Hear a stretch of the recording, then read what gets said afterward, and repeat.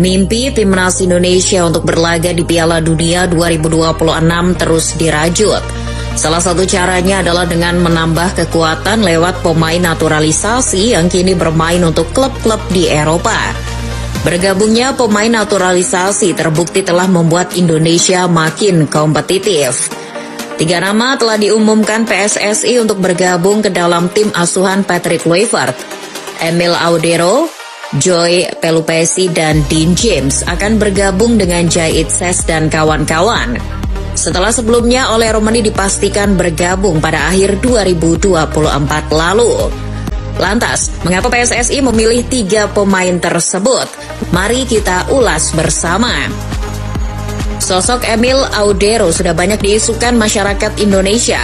Kiper Palermo yang mempunyai darah Italia tersebut sudah sering disebut namanya untuk memperkuat timnas Indonesia. Ayahnya, Edi Mulyadi, berasal dari Indonesia dan ibunya, Antonella Audero, berasal dari Italia. Dia pindah bersama keluarganya ke kampung halaman ibunya di Ciumiana, Italia pada tahun 1998. Emil kecil mengawali karirnya bersama Juventus Youth pada usia 11 tahun. Setelah kepergian Rubinho pada tahun 2016, Audero dipromosikan menjadi penjaga gawang pilihan ketiga klub di belakang Gianluigi Buffon dan Neto untuk musim 2016-2017. Debutnya di Juventus terjadi pada laga versus Bologna di laga terakhir Serie A musim 2016-2017. Pada laga debutnya, Emil Audero gagal menjaga gawang Juventus dari kebobolan meskipun tampil 90 menit. Namun permainan Emil waktu itu dinilai cukup baik. Sebagai penjaga gawang, Emil pernah memperkuat tim Italia dari U15 sampai U21. Meski di Juventus, Emil tak pernah mendapat tempat. Oleh La Spezia Signora, Emil justru hanya dipinjamkan. Venezia dan Sampdoria adalah 2 tim yang pernah meminjam Emil. Nah, kala dipinjamkan ke Sampdoria pada musim 2018-2019, Emil Audero berhasil memikat dengan 12 clean sheet dalam 37 penampilan. Berkat performa apik itu, ia dipermanenkan pada kurun waktu 2019-2024. Setelahnya, Audero dipinjamkan ke Inter Milan pada rentang waktu 2023-2024. Prestasi tertinggi diraih Mulyadi saat memperkuat Inter Milan. Ia meraih gelar juara Serie A pada 2023-2024 dan Piala Super Italia 2023. Secara keseluruhan, Emil Audero bermain 169 kali bersama Sampdoria, 6 kali bersama Inter Milan, sekali bersama Juventus, dan 39 kali bersama Venezia. Penjaga gawang berusia 28 tahun tersebut pindah ke Como pada 2024 sebelum akhirnya pada 2025 dipinjamkan ke Palermo yang berkompetisi di Serie B hingga akhir musim ini. Sebagai penjaga mistar utama Palermo, Emil Audero telah tampil dalam 3 laga, mencatatkan 1 kali clean sheet dan kebobolan 4 gol. Upaya meyakinkan Emil Audero untuk berpindah kewarganegaraan memang tak mudah. Pria yang mempunyai nama belakang Mulyadi tersebut sudah bertahun-tahun menjadi incaran PSSI untuk direkrut menjadi penjaga gawang. Namun tak kunjung berhasil karena satu dan lain hal. Bahkan ayah Emil sempat melontarkan pernyataan yang terkesan ngenyek dengan bilang bahwa anaknya tidak punya minat untuk bergabung dengan timnas Indonesia. Oh iya, nggak usah lah. Apa sih penghargaannya di sini? Jawaban Edi Mulyadi dinilai cukup realistis mengingat putranya adalah kiper kelas dunia yang saat itu membela klub Serie A Sampdoria. Namun kini sungguh berbeda. Melihat perkembangan timnas Indonesia terutama keseriusan PSSI, mulai dari Piala Asia 2023 hingga kualifikasi Piala Dunia 2026, pria yang memiliki nama akhir Mulyadi itu perlahan mulai berubah pikiran dan menerima tawaran PSSI untuk memperkuat timnas. Kedatangan Emil Audero disinyalir mampu meringankan beban yang selama ini dipikul PAS sendirian.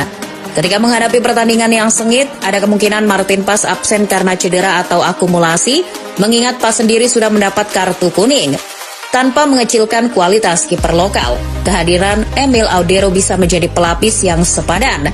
Dengan segudang pengalaman yang ia miliki bersama tim papan atas Serie A, PSSI yakin Emil mampu menampilkan performa apik. Nama kedua yang akan segera merapat adalah Joy Pelupesi.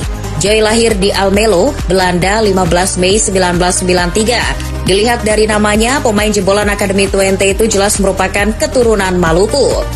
Joy mengawali karir profesional sebagai pesepak bola pada 2013. Saat itu Twente yang menjadi klub pertamanya. Debut profesional Joy terjadi pada usia 19 tahun. Ia kemudian menembus tim Akademi Twente dan pernah dilatih oleh Patrick Kluivert serta Danny Lanzat. Jadi ya jelas, Kluivert dan Lanzat sudah hafal banget dengan cara permainan Joy. Setelah itu, Joy setidaknya memperkuat 5 klub lain dalam perjalanan karirnya di sepak bola. Heracles Almelo dan Sheffield Wednesday pada 2021. Setelah itu, ia bermain di klub Turki Giresunspor pada 2021. Di 2022 ia kembali ke Belanda dan membela FC Groningen sebelum akhirnya pindah ke Lommel SK di Belgia. Heracles Almelo dan Sheffield Wednesday menjadi 2 klub yang paling lama diperkuat Joy. Di Sheffield Wednesday ia dilatih oleh pelatih keturunan Maluku, Jos Luhukai. Meski baru didatangkan pada bursa transfer musim panas 2022, performa Pelupesi membuat FC Groningen mempercayakan ban kapten padanya. Pemain bertinggi 180 cm ini merupakan gelandang bertahan yang kini merumput di kasta kedua Liga Belgia bersama Lommel SK. Sejauh ini, Joy telah bermain sebanyak 4 pertandingan di Liga Belgia dan mencetak 1 assist. Untuk posisi gelandang, Timnas Indonesia belum mempunyai banyak pemain diaspora. Sejauh ini hanya ada Tom Haye dan Ivar Jenner atau terkadang Nathan Joaon yang mengisi posisi tersebut. Nah, pria bermarga Pelupesi tersebut akan menjadi salah satu pesaing baru bagi Tom Haye di lini tengah Timnas Indonesia. Kehadiran Joy Pelupesi jelas akan menjadi tenaga baru di lini tengah Timnas Indonesia. Kami coba ajak bicara dan akhirnya Joy Pelupesi mau. Dia ada keturunan Maluku. Terakhir menjadi kapten di klubnya. Saya rasa dia bisa mendukung lini tengah kita yang saat ini memang kekurangan. Kedatangan pemain Lommel SK ini diyakini mampu menjadi super sub gelandang bertahan bagi Timnas Indonesia. Mengingat stamina Tom Haye yang selalu ngos-ngosan dan tidak selalu kuat bermain full satu pertandingan. Sementara, Joy juga bisa mengantisipasi apabila performa Ivar Jenner angin-anginan.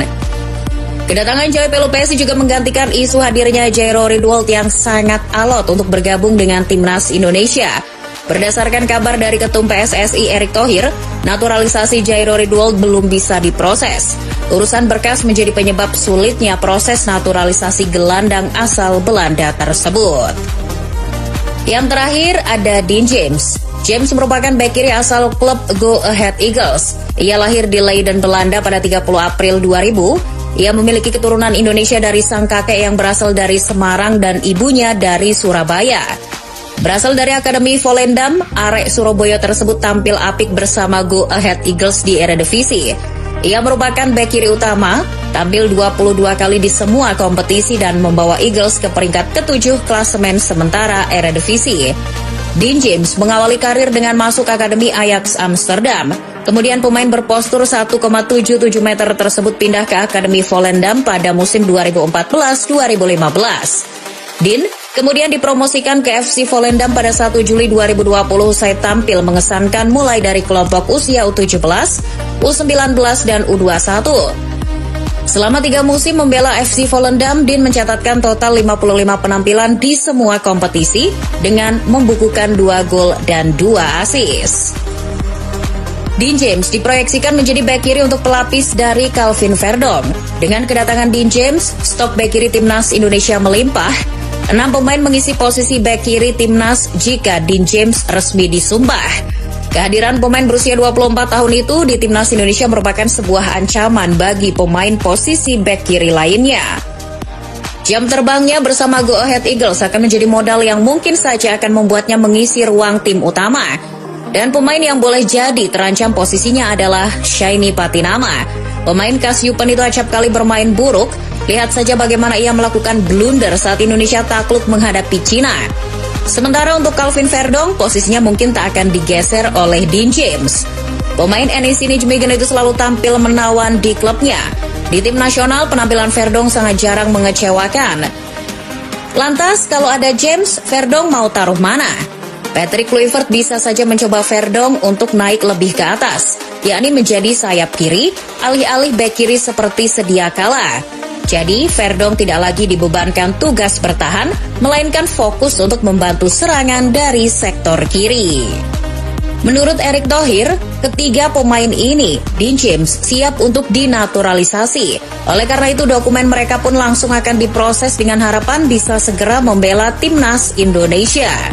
Erick Thohir juga mengatakan bahwa PSSI akan mengusahakan semaksimal mungkin agar ketiganya bisa main melawan Australia dan Bahrain pada bulan Maret mendatang dan melakukan debut di timnas Indonesia bersama Ole Romani. Ketua Umum PSSI tersebut juga sudah melapor kepada Presiden RI Prabowo Subianto, Menpora Dito Aryo Tejo, dan akan segera berdiskusi dengan DPR RI. Bagaimanapun, jika ingin segera memainkan ketiga pemain itu, proses naturalisasinya harus dikebut oleh PSSI karena FIFA memiliki regulasi tentang pendaftaran pemain. Anggota Exco PSSI Arya Sinulinga menyampaikan bahwa agar ketiga pemain bisa diturunkan melawan Australia, mereka harus sudah WNI sebelum tanggal 10 Maret 2025. Sebab tanggal itu merupakan batas pendaftaran pemain untuk laga melawan Australia. Itu berarti PSSI hanya memiliki waktu sekitar 2 minggu saja untuk mengurus proses naturalisasi ketiga pemain tersebut. Jika terlambat, Emil Audero, Joy Pelupesi, dan Dean James belum bisa merumput bersama timnas untuk melawan Australia. Mereka bertiga diharapkan menambah kekuatan skuad Garuda yang akan kembali berjuang di putaran ketiga kualifikasi Piala Dunia 2026 zona Asia. Mengingat tensi persaingan di grup C sendiri makin ketat. Satu jatah grup ini hampir dipastikan jadi milik timnas Jepang yang poinnya mustahil terkejar. Sementara satu slot sebagai peringkat kedua masih sengit. Pasalnya Australia yang telah mengoleksi 7 angka hanya selisih 1 dari Indonesia, Arab Saudi, Bahrain, dan Cina. Jika ketiga pemain tadi bisa turun di laga melawan Australia, Indonesia akan diuntungkan. Sementara Indonesia akan bertambah amunisinya, Australia terancam tak bisa menurunkan pemain terbaik. Kusiniengi, Thomas Deng, Jordan Bos, Nestori Irangunda, Alessandro Cirsati, dan Harry Sotar berpeluang tak dapat diturunkan saat menjamu Indonesia karena cedera. Selain melawan Australia di Sydney pada 20 Maret, skuad Garuda akan menghadapi Bahrain di Stadion Gelora Bung Karno, Jakarta pada Kamis 25 Maret 2025. Akankah pertandingan tersebut akan jadi debut mereka?